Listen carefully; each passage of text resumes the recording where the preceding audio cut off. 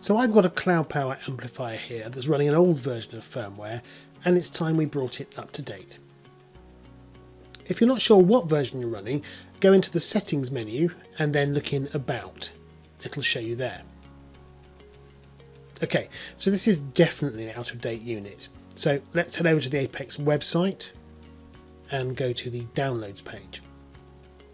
And here you can read the update instructions, you can have a look at the release notes, and you can download the zip file of the firmware.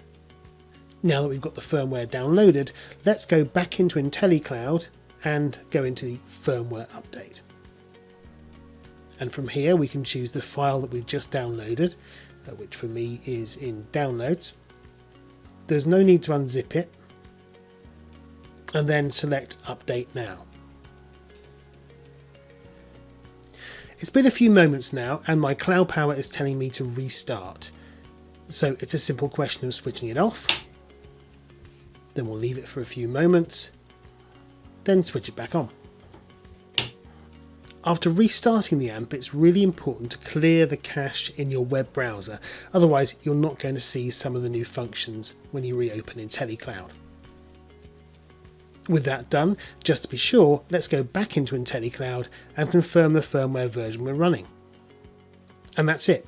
This CloudPower amplifier is fully up to date.